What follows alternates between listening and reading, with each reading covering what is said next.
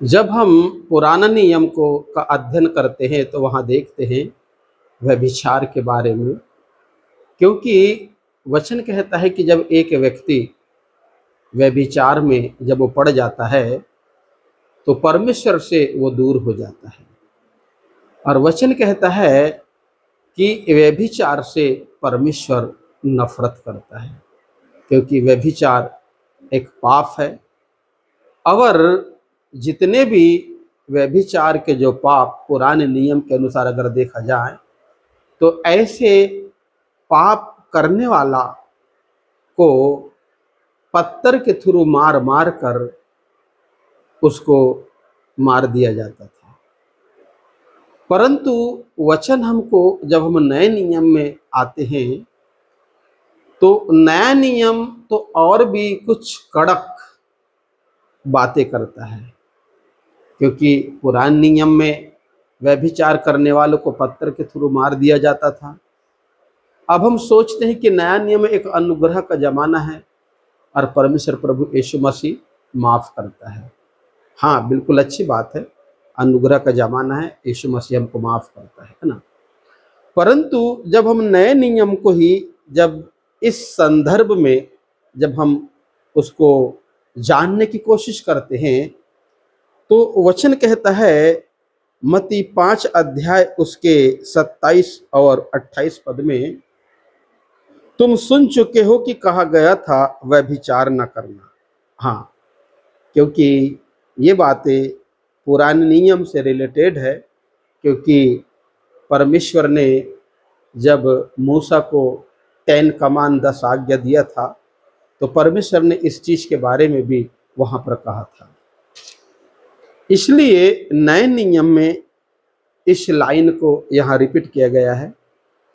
परंतु 28 पद हमको कुछ आगे और बताता है, परंतु मैं तुमसे यह कहता हूं कि जो कोई किसी स्त्री पर कुदृष्टि डाले वह अपने मन में उससे व्यभिचार कर चुका है।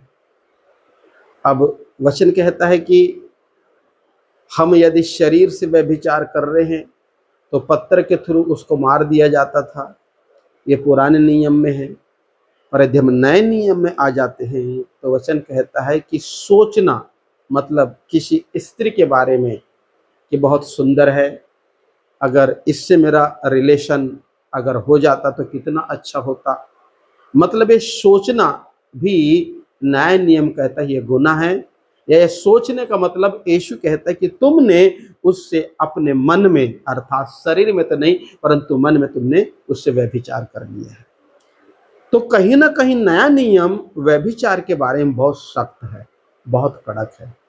इसलिए मेरे प्रियो, सबसे पहले हमको वचन को देखना है कि मसीह यीशु आखिर हमसे क्या चाहता है।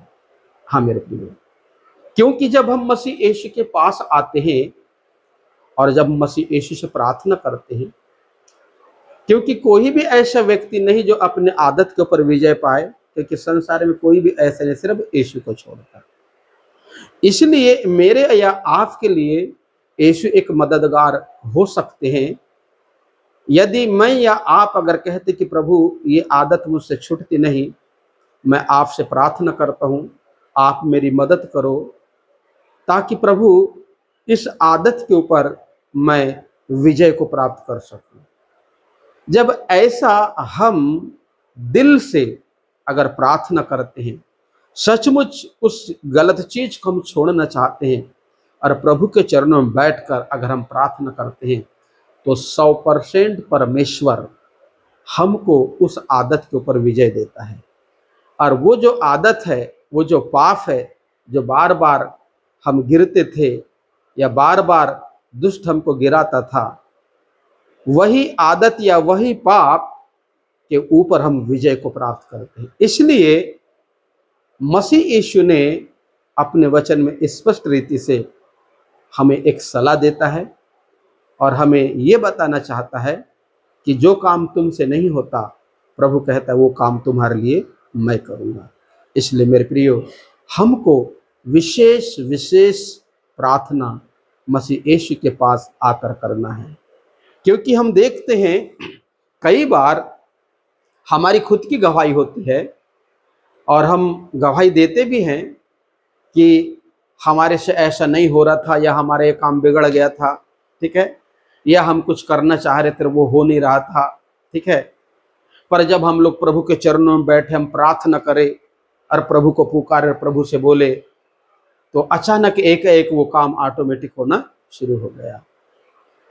तो प्रार्थना के चलते अगर मसीह यीशु हमको चंगा करता है, प्रार्थना के चलते हमारे बिगड़े हुए काम को यीशु बना देता है, तो प्रार्थना के चलते यीशु मसीह हमारे आदत को भी बदल सकता है।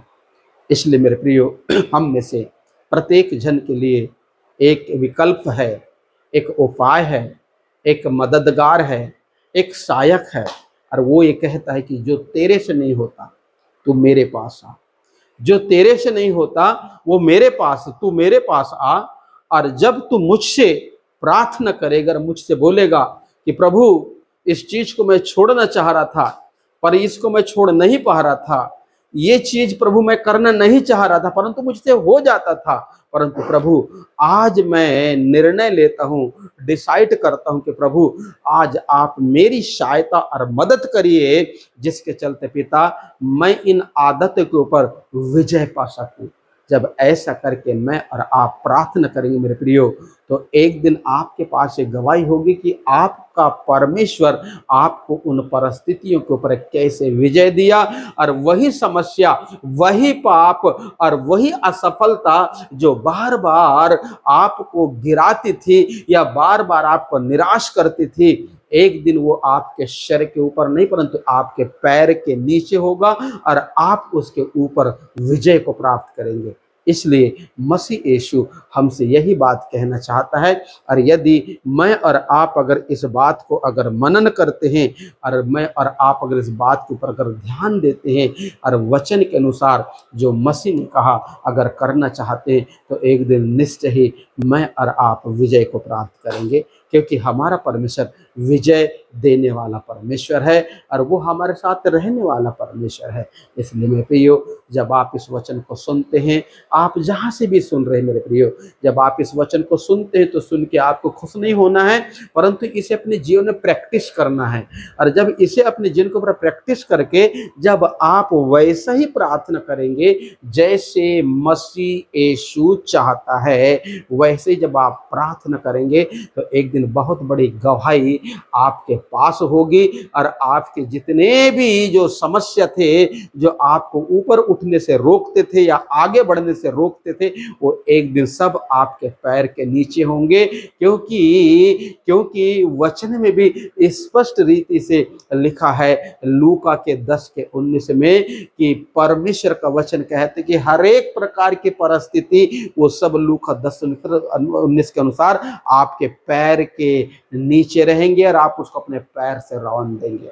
प्रभु आपको आशीष दे। इसे लाइक करिए, सब्सक्राइब करिए। आमीन आमीन।